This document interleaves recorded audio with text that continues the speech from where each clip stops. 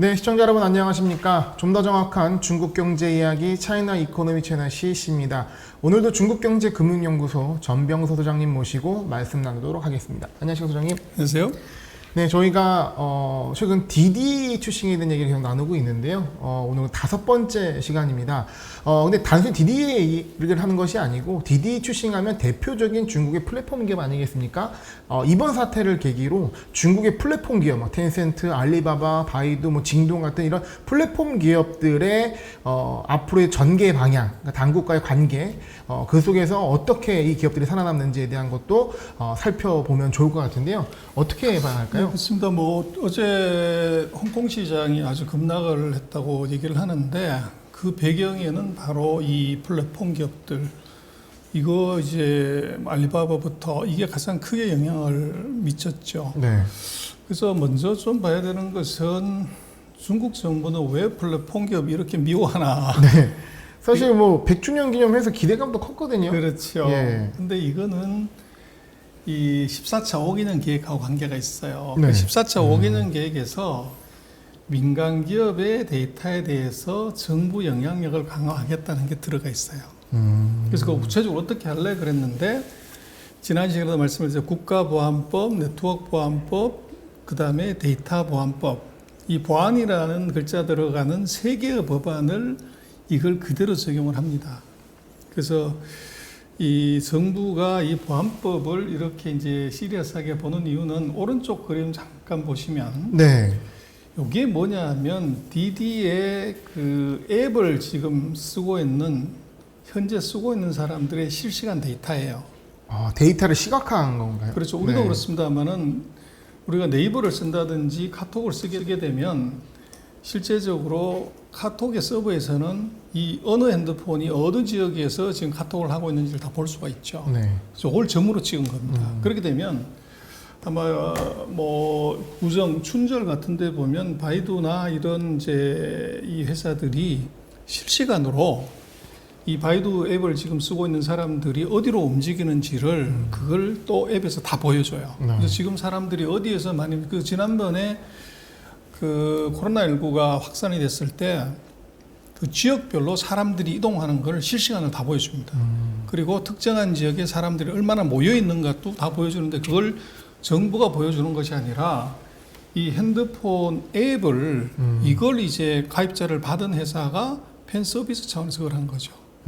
그래서 아주 본격 중국이 어떻게 그렇게 빨리 그 코로나19를 안정화시켜야 되느냐면 바로 그 영향이 있어요. 네. 그게 다 이제 빅데이터 문제인데. 되게 좋기도 하지만 위험하기도 한. 그렇죠. 네. 그래서 이제 왜 중국 정부가 플랫폼 기업을 손보냐 그러면 이게 지금 뭐 한자로 돼 있어서는 그렇습니다만은 A라는 사람이 있다고 하면 이 빅데이터를 통해 이 사람의 핸드폰, 그 다음에 이제 신용카드, 그리고 차의 블랙박스, 네. 이 3가지만 있으면 이 사람의 수입, 기호, 종교, 구매력, 자녀가 있는지 없는지, 가정에 이제 구조는 어떻게 되어 있는지, 그 다음에 이게 이 사람의 생일은 뭔지, 네. 키는 얼마가 되는지, 체형은 어떤지, 허리 둘레는 얼마인지, 교육 정도는 얼마인지, 남녀인지, 결혼했는지 안 했는지, 소득은 얼마인지 이걸 다 추정할 수 있어요.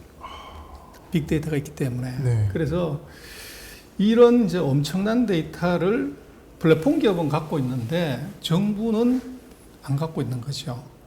그래서 우리도 지금 이거는 등본 떼봐야 되는데 이건 아무나 떼볼 수가 없으니까. 그래서 이제 정부 입장에서는 이 플랫폼 기업들이 갖고 있는 이 빅데이터를 이용해서 한 사람의 초상화를 완벽하게 그릴 수 있는 이 기능을 이 기업들이 악용해서 자기의 이제 이득을 위해서 이거 쓰는 거, 이거 안 된다. 네. 이제 이렇게 보는 거죠. 그러나 더 근본적인 문제는 이게 기업이 정부를 넘어서는 데이터 통제력을 가지는 거, 이거 안 된다고 본 거죠. 네. 그래서 그게 이제 문제가 되는 것이고, 그래서 지금 거대한 데이터 제국이라고 얘기를 하는데, 지금 이게 중국 같은 경우는 안면 인식이 무지하게 셉니다. 네. 그 길거리의 CCTV에서 그 해상도가 하이캉웨이셔라고 하이크비전이라고 하는 회사가 만들어준 그 시스템으로 들어가면 하위하고 둘이 짜서 길거리에 사람이 다니고 있으면 그 사람의 얼굴을 주목을 해가지고 땡겨서 딱 보게 되면 그 얼굴 DB가 화상 인식이 그대로 되면서 주민등록 DB에 들어가 있는 DB하고 서로 매칭이 돼요. 네. 그럼 그 사람이 누구고 어디서 왔고 생년월일은 뭐고 직업이 뭔지 그냥 다 뜨는 거죠. 저는 뭐 뉴스나 동영상에서 봤는데 그 기술을 보면 굉장히 조금 소름이 돋을 정도로 세계 굉장히 최고. 강력하더라고요. 그래서 엄청난 통제력을 가진 DB인데 역설적으로 그것이 통제의 목적도 있지만 그것이 경제적으로 활용이 된다고 하면 이거 상상할 수 없는 효과가 또 생기는 거죠. 그래서 이제 이런 거대한 데이터 제국의 지배자가 누구냐 그런데 지금 오른쪽에 고기가 있어요. 고기를 큰 고기가 먹고 큰 고기를 더 큰 고기가 먹는데 이게 지금 알리바바, 탄센트, 메이투안, 디디 같은 거라는 거예요. 네. 그래서 이게 무슨 말이냐 그러면 이 거대한 데이터를 누가 가지고 있냐면 BATJ, 바이두, 알리바바, 탄센트, 징동, 그리고 TMD, 바이트댄스, 메이투안, 디디. 이 이제 7개 회사가 거의 이제 중국의 모든 데이터를 다 갖고 있는 아주 정부를 넘어서는 파워를 갖고 있다는 겁니다. 데이터 빅7 정도가 되겠네요. 그렇죠. 그래서 데이터 지배자가 정부가 아니라 기업이고 양대 축은 알리바바인데요. 알리바바가 지금 우리는 이제 알리바바 탄센트를 뭐 전자상거래회사 또는 이제 이 게임 회사라고 보지만 그거 아니에요. 2011년 이후에 알리바바가 지금까지 투자하거나 산 회사가 570개입니다. 그리고 지금 이게 투자한 가치가 보면 4조 위안. 네. 그래서 우리로 치면 한 680조 원 정도 됩니다. 한 개 기업이요. 그렇죠. 투자 회사도 아닌데. 그렇죠. 네. 그래서 지금 알리바바는 실제로는 벤처 캐피탈 네. 이렇게 봐야 돼. 홀딩 컴퍼니라고 봐야 되고. 뭐 소프트뱅크나 뭐 벅셔셔처럼 그래서 똑같습니다. 그래서 탄센트 같은 경우는 알리바바보다 더합니다. 800개 투자했어요. 네. 그래서 800개의 지주회사로 봐야 되고 시총 베이스로 보면 5조 4천억. 그래서 알리바바보다도 훨씬 더 큰 네. 이제 이 투자 회사라는 거죠. 그리고 지금 중국 같은 경우에 상위 탑 50 앱 중에서 35개가 BAT하고 바이트댄스하고 관련된 회사예요. 네. 그래서 전체 빅데이터의 70%를 BAT가 장악하고 있다. 그래서 이렇게 봐야 되고. 그래서 지금 이제 주로 많이 쓰는 앱을 보면 아무래도 이제 위챗에 12억 명, 위챗페이가 8억 명, 알리페이가 5억 명, 디디가 5억 명, 뭐 이런 정도고 거기서 지금 이제 앱을 뭐를 가장 많이 쓰냐면 이제 중국어로 해서 주싱 서비스라는 게 모빌리티 서비스입니다. 이게 가장 사용이 많아요. 그래서 네. 이게 이제 문제가 되는 거죠. 그러니까 이 앱이 사람의 생활에 미친 영향이 굉장히 큰 앱이라는 얘기입니다. 그렇습니다. 예. 그런데 이제 중국을 우리가 이제 인터넷 어느 정도 수준이나 그럴 때 미국보다 못해 이렇게 생각하지만 지금 중국의 작년 5월 말 기준으로 가입자가 1억 명, 우리나라 인구의 2배 이상 되는 앱이 40개입니다.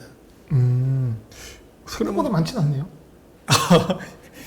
근데 이게 우리 생각을 해보면 가입자 1,000만 명도 적은 게 아니잖아요. 그러니까 1억 명이 넘는 앱이 40개라는 게 그렇죠. 예, 생각보다 몇 개가 다 장악했다는 느낌이 들어가지고. 그렇죠. 예. 근데 이제 40개가 되는 이 앱들인데 1억 명이 가입됐다고 하면 이 자체 한 개 회사를 다 상장할 수 있죠. 네. 그럴 정도로 파워풀한 회사가 되는데 이게 이제 계속 늘어난다는 거예요. 네.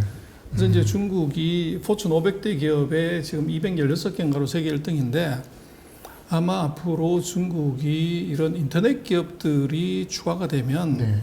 이게 이제 엄청난 속도로 포춘 500대 기업에 더 빠른 속도로 진입할 수 있을 거라고. 그 사용자 수 자체가 이 밸류에이션에 굉장히 큰 축이기 때문에 이렇게 기업들이 평가를 높게 받는. 그렇습니다. 예. 그래서 이제 이게 문제가 아까 보셨지만 왜 디디를 이렇게 손을 봤냐면 그 앱을 사용하는 사람들의 가장 많은 빈도수가 지금은 이제 모빌리티 앱이고 그리고 이게 모빌리티가 바로 국가 안전인 이유가 있어요. 네. 그리고 이제 신규 가입자를 줄이니 뭐니 하는 이유는 뭐냐 그러면 데이터로 모든 걸 다 할 수 있어요. 그래서 지금 같은 경우는 위성에서 사진을 찍으면 우리 뭐 예를 들면 그 미국이 북한에 이제 핵실험하는 장소 이게 어디냐 우리가 9시 뉴스에서 볼 수 있잖아요. 네. 위성에서 찍어서 이 장소가 다 나오는데 근데 그 장소 정도만 알 수가 있고 추론만 하는 것이 실제로 그게 예를 들어서 핵을 개발하고 있는지 아닌지는 확인이 필요하죠. 네. 근데 이게 DD의 데이터로 들어가면 이걸 바로 알 수가 있어요. 지금 왼쪽에 보시는 그림이 뭐가 하나 있어요. 네. 어떤 건물인데 이게 어떻게 보면 수영장 같기도 하고 공원 같기도 하고 뭐 여러 가지지만 이 데이터를 이 화상 데이터를 가지고 여기에다가 DD의 교통 데이터, 모빌리티 데이터를 같이 집어넣어 버리면 이 건물이 무엇에 쓰는지를 알 수가 있어요. 아, 그 그럼- 기업이 그 용도까지 어떤 그렇죠. 사람들이 드나들고 그렇죠. 그래서 그리고 이제 그 DD 말고 3개 회사를 더 제재를 했다고 하는데 네.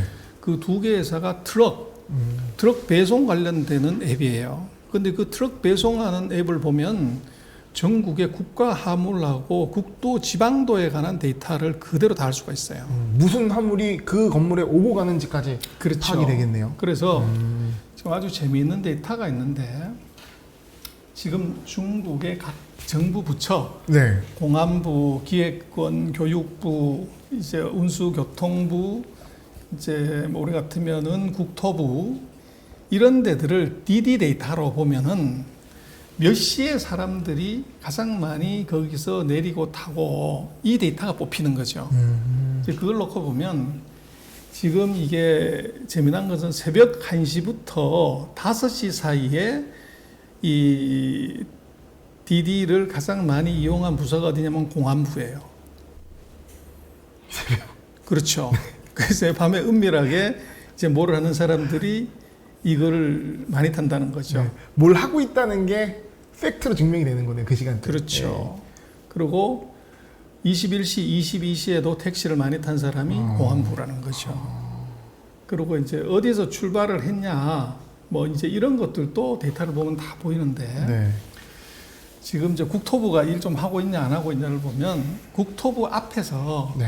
국토부 근처에서 DD를 이용한 사람의 빅데이터를 체크를 해보면 이 오전 9시까지는 별 이제 이용이 없어요. 네. 근데 지금 18시, 19시, 20시, 21시 이때 많죠. 네. 그래서 국토부는 야근 좀 한다는 거죠. 아, 그 데이터를 정확히 볼 수 있고 아까 보셨습니다만 공안부 같은 경우는 이게 지금 새벽 2시, 3시, 4시에 네. 거기서 내리는 사람이 가장 많아요. 그리고 반대로 이제 9시, 10시, 11시 이때는 타는 사람이 많아요. 그래서 이게 이제 이 빅데이터를 이용을 했을 때 정부 부처가 돌고 있는지 부서 간에 이것도 다 볼 수가 있는 거죠. 진짜 엄청난 데이터네요. 그래서 이제 예를 들면 외교부 같은 경우는 언제 일을 많이 하냐 봤더니 17, 18시 네. 이제 땡 하면 집에 갈 때 택시 많이 탄다는 거죠. 칼퇴하는 부서. 그렇죠. 네. 대신 농업부 같은 경우를 보면은 이게 21, 22, 23 요때 많이 타. 집에 갈 때 이제 타는데 이건 야근 많이 한다는 얘기죠. 그리고 이제 그 온도가 굉장히 높은 40도 정도가 됐을 때 네. 누가 택시 많이 탔냐? 네. 이것도 공안부, 국토자원부, 교육부 그 앞에 거기서 타고 내린 사람의 빅데이터를 체크를 해보면 네. 이걸 알 수가 있다는 거예요. 그래서 이제 이런 일들이 벌어지고 있어요. 그래서 결국 무슨 얘기냐면 이 빅데이터를 통해 가지고 정부의 업무 양 이것들을 다 볼 수 있어요. 그래서 그 국가 기밀이잖아요. 그렇죠. 그리고 그 빅데이터가 거기서 내린 사람이 택시 회사에서는 자기 계좌하고 카드가 연결이 돼 있잖아요. 네. 그 DB를 그대로 가져오면 예를 들면 국토부에 누가 차를 타고 내린 건지 몇 시에 내린 건지 몇 명이 내린 건지 공안부에 어떤 일이 있는지를 그걸 다 볼 수가 있다는 거죠. 단순히 알리바바나 뭐 이런 쇼핑 데이터, 뭐 구매 데이터가 아니라 이 DD 데이터는 진짜 국가 기밀을 다 알 수가 있는 그런 데이터거든요. 그래서 추론할 수 있는. 국가안보라는 거예요. 그래서 생각을 해보면 왜 이걸 국가보안법, 데이터보안법으로 DD를 제재를 하냐 이거예요. 예. 그게 바로 이런 이유가 있다는 그러니까 거예요. 뭐 그 사업을 하는 거에 문제되는 건 아니지만 니네가 사업을 하면서 얻은 그 데이터가 국가 안보에 치명적 영향을 미칠 수 있으니 바로 그거. 규제를 받아야 된다. 바로 그겁니다. 그래서 이제 DD가 엄청난 주행 정보, 공공기관부터 얻은 거, 자율주행을 위한 도로, 또 주요 행선지에 대한 소비자 니드, 그리고 사용자 이름, 카드 번호, 네. 이런 게 지금 5억 명이나 된다는 거죠. 그래서 이게 이제 문제가 되는 거고. 그리고 그것도 있는 것 같아요. 그러니까 보통 위성 사진은 위에서 찍는 거잖아요. 그렇죠. 근데 DD에 있는 블랙박스나 이런 게 되면 옆면, 뭐 모든 면에서 그것들을 정보를 다 볼 수 있으니까 시각 데이터도 엄청나게 상위의 데이터가 되겠겠네요. 그렇습니다. 그래서 아마 우리가 첫 번째 시간에서 얘기를 드렸지만 왜 DD를 제재해야 되냐 하는 문제 중에 하나는 DD가 아주 고정밀의 지도를 제작하고 있다는 거죠. 근데 그 지도는 무슨 뭐 이게 국가 기밀이나 이걸 하려고 하는 것이 아니라 이 택시를 부르거나 내렸을 때 정확한 지점을 가르쳐 주려고 지도를 제작하는데 그 지도가 지금 북경 시내 5만 대의 택시가 돌아다니는 실제 골목골목의 데이터를 그걸 실시간으로 빅데이터를 계속 쌓아서 예측 오차가 거의 없는 아주 초고정밀의 지도를 만들고 있는 거죠. 이 목적이 중요한 게 아니라 이 결과 자체가 굉장히 위험한 데이터이기 그렇죠. 때문에 규제를 하는 거고. 그래서 이제 결국은 자율주행을 하는 예를 들면 바이두든 뭐 이게 구글이든 간에 선제 조건이 아주 고정밀의 지도가 필요해요. 네. 근데 구글이나 바이두는 예를 들어서 이제 베이도나 GPS에 받은 지도를 그냥 쓰던 거죠. 그러나 디디 같은 경우는 실제로 드라이버들이 골목골목을 다니면서 이제 작성한 실데이터를 그대로 넣기 때문에 엄청나게 정밀한 데이터가 만들어졌고 이 지도가 예를 들면 만약에 유사시에 위기 상황이나 전쟁 시에 이것이 그 상대국으로 넘어가게 된다면 이건 진짜 치명적인 문제가 되는 거죠. 그리고 이제 왜 그 보스왕 구직하는 사이트도 이걸로 이제 걸었냐 그러면 이 보스즈핀 같은 경우도 8,580만 명, 우리나라 인구의 거의 2배 되는 사람들의 구직자, 네. 이 사람의 신상 정보가 다 들어가 있는 거예요. 그러니까 이제 이거 신상 정보를 놓고 보면 그리고 그것은 이제 구직을 하는 사람들은 그 회사의 연봉도 다 나올 거 아니에요. 네. 그 엄청난 데이터들이 이게 이제 이 악용이 된다고 하면 이건 국가의 굉장히 중요한 개별 기업의 경쟁력도 다 파악할 수가 있어요. 그리고 몇 명을 고용했는지까지 다 알 수 있게 되잖아요. 그래서 이게 국가 안전 데이터라는 겁니다. 그래서 이제 그 DD가 왜 이게 이 상장이 국가 안보와 관련이 있냐 그러면 외국에서 책임법과 관계가 있어요. 네. 그래서 미국이 이제 중국 기업들에 대해서 회계 감사를 받지 않기 때문에 미국에 중국의 감사를 받고서 그걸 그냥 이제 인정을 해주는 거다 보니까 부실이 나왔고 이거를 이런 본격적으로 제재를 하는 법안을 만든 게 외국에서 책임법이에요.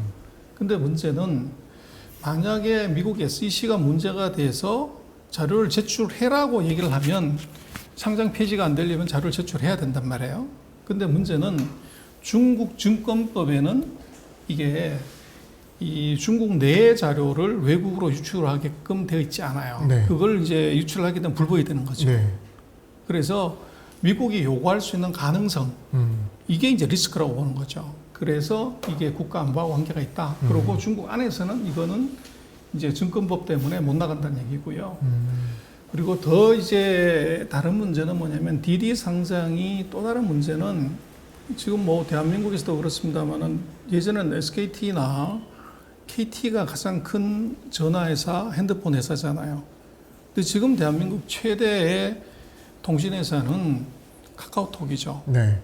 그래서 지금은 전화하는 것보다 톡하는 것이 더 많아졌고 가입자도 더 많고. 네. 근데 문제는 이 카카오톡이 비상장 회사일 때는 공시의 의무가 없어요. 네. 근데 DD가 이제 미국에 상장하게 되면 일정 규모 이상의 계약, 투자 이건 다 공시를 해야 되는데 그러면 DD가 앞으로 이제 장비나 시스템이나 이런 거를 투자하거나 뭐 이랬을 때 그 자료나 정보가 공시가 된다는 거죠. 그렇게 되면 DD가 살려고 하는 그 장비나 이런 것들이 악의적인 이제 생각을 품고 그 장비나 기계에다가 스파이 칩을 심을 수 있어요. 그래서 역으로 이제 미국이 예전에 하웨이 장비에 대해서 거기다가 백도어를 심어가지고 이게 하웨이 장비를 돌리면 거기서 칩을 통해 가지고 자동으로 데이터가 중국으로 빠져나가게끔 만들어 놓은 스파이 칩이 있다. 네. 그것 때문에 이제 미국이 유럽, 아시아에 하웨이를 쓰지 못하게 했던 거죠. 네.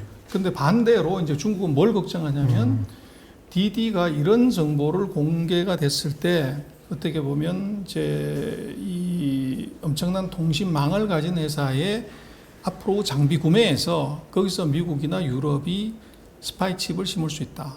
그렇게 되면 그걸 통해 가지고 이제 방금 우리가 쭉 얘기를 했던 이런 이제 개인의 정보나 지리 정보 이것이 유출이 될 수 있는 가능성이 있다. 이렇게 보는 거죠. 실제 DD가 뭔가 잘못된 행위를 하지 않더라도 그렇죠. 예, 정보가 공개됨으로써 DD를 활용해서 어떤 백도어를 할 수 있다. 백도어를 하려는 가능성이 있을 수 있으니 그렇죠. 그래서 네. 국가 안전과 관계 있다고 보는 거예요. 네. 안전 관련된 이유는 많네요. 그렇죠. 예. 그래서 이제 우리가 뭐 DD라는 것을 정부 당국의 이 분노를 사서 괘씸죄에 걸린 회사 손목이다 이렇게 보는 것은 너무 이제 표피적인 것이고 아까 네. 말씀드렸던 것처럼 지금까지 우리가 한 5개의 시리즈로 봤지만 그보다 월등히 더 큰 뒷배경이 있어요. 네. 그래서 그 배경을 이해를 하고 봐야 앞으로 이 회사들이 어떻게 될 건지를 볼 수가 있죠. 그래서 이제 DD를 포함해서 그 중국 플랫폼 기업들은 앞으로 어떻게 되냐 그러면 이제 대규모 벌금하고 행정 개선 명령이 나와야 되고 네. 그리고 미국 상장 철회해라. 그리고 대신 홍콩에다 상장 요구를 하는 이런 문제가 생길 수 있어요. 그래서 최근에 보면 웨이보라고 그 우리 같은 뭐 블로그 이제 이 사이트가 최근에 주가가 많이 올라갔는데 그 미국에서 상장 폐지를 정부가 요구했다. 뭐 이래가 주가가 최근에 떨어진 적이 있죠. 네. 그래서 중국은 이제 이런 데이터의 문제가 미국으로 유출될 수 있는 가능성 때문에 플랫폼 기업들을 미국에서 상장하지 말고 폐지해라는 요구를 할 가능성이 있어요. 그럼 바이두도 약간 영향이 있을 수 뭐 당연히 있겠네요. 있을 수 있죠. 네. 그러면 이제 어떤 문제가 생기냐면 앞으로 아마 미국의 그 주식시장에 중국의 플랫폼 기업들은 상장이 굉장히 어려울 거예요. 그래서 아마 그건 거의 끝이라고 봐야 될 것 같고 반대로 홍콩에다 해라. 홍콩은 중국 안에서 통제 가능한 지이기 때문에 그래서 홍콩이 아마 중국 플랫폼 기업들의 상장의 메카가 될 가능성이 높아요. 네. 그리고 이제 그러나 이제 문제를 보면은 그 상장 폐지라면 무슨 문제가 생기냐면 매수 청구 행사가 걸려요. 네. 그래서 개인들이 반대하게 되면 이제 반대하는 사람의 주식을 다 사줘야죠. 그럼 이거는 돈이 엄청 들어가기 때문에 그게 자진 상폐가 어렵게 되면 어떻게 되냐? 기업이 뭐를 쓰면 첫 번째는 정부 당국에 압력을 넣으면 절반이 실적을 악화시킨다. 두 번째 악재를 노출시킨다. 예. 그러면 주가가 하락한다. 그럼 그때 자진 상폐를 하게 되면 단가를 확 낮출 수 있죠. 네. 그리고 낮춘 이제 가격으로 그 지분 문제를 해결하면 그걸 홍콩에다가 재상장하는. 지금 중국의 플랫폼 기업들은 그런 이제 과정을 거칠 가능성이 굉장히 높아 보여요.